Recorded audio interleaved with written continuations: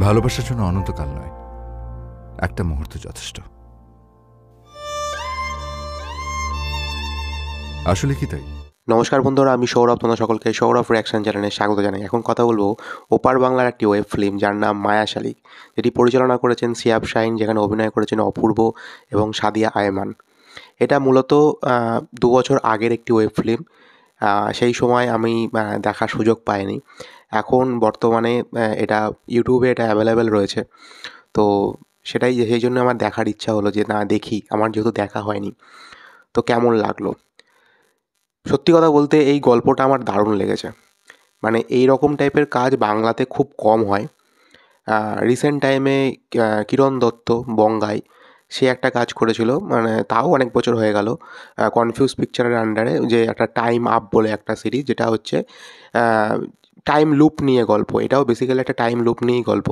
এই ধরনের সিনেমা মূলত কোরিয়ান, হলিউড এরকম দেশে বেশি পরিমাণের হয়। তারা এই টাইপের সিনেমাগুলোর কনসেপ্টটা নিয়ে বেশি কাজ করে, কিন্তু বাংলাতে সেইভাবে হয় না।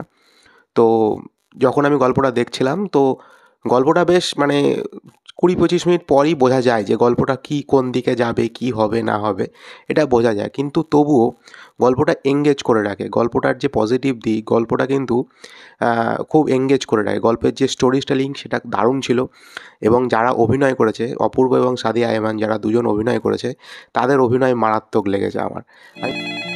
হ্যালো, যাক বাবা, অবশেষে পাওয়া গেল।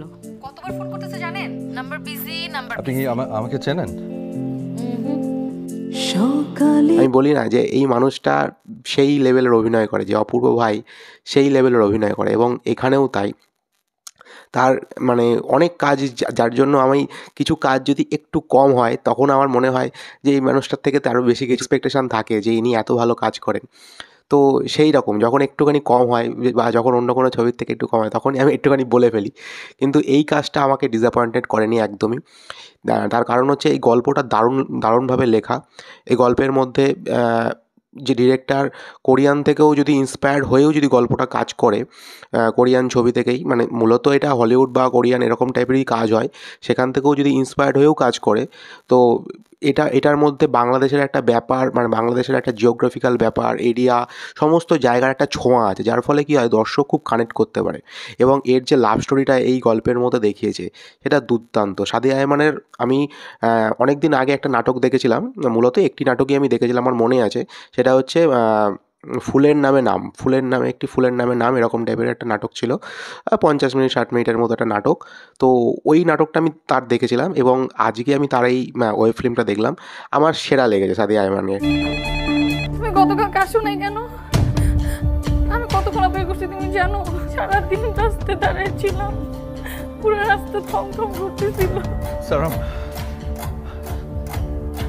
আর ইউ রিয়েল? অভি এবং সাথে হচ্ছে অপূর্ব ভাই, এবং তার অভিনয়টাও দারুণ। এবং এই গল্পটা মানে দেখতে দেখতে বেশ মজা লেগেছে। এই গল্পটা যদি আমি ছোটো করে বলি, এটা হচ্ছে একটি ছেলে যে খুব ম্যাচিওর, সে আর্মিতে কাজ করতো, কিন্তু তার অ্যাক্সিডেন্টের পরে সে আর্মি ছেড়ে দেয়। ছেড়ে দিয়ে সে একটা বাড়ির মধ্যে, মফস্বল এলাকায় বাড়ির মধ্যে থাকে, এবং ভাড়া নেয়।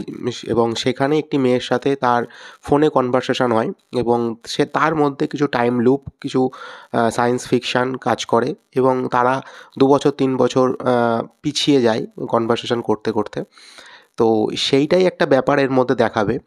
তো আমার বেশ ভালো লেগেছে, আমি বেশ এনজয় করেছি। বিশেষত যে কোনো গল্পের যদি অভিনয় খুব ভালো হয়, স্টোরি টেলিং ভালো হয়, এবং গল্পকে যদি এঙ্গেজ করে রাখতে পারে, সে মানে আমাকে যেহেতু এঙ্গেজ করে রেখেছিল, এবং একটা মায়া শালিকের একটা মায়ায় ফেলে দেবে এরকম একটা ব্যাপার।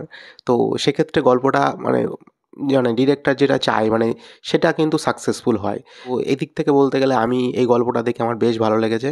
তো তোমরা জানিও তোমাদের কার কেমন লেগেছে। আর আশা করি সবারই মোটামুটি দেখা হয়ে গেছে।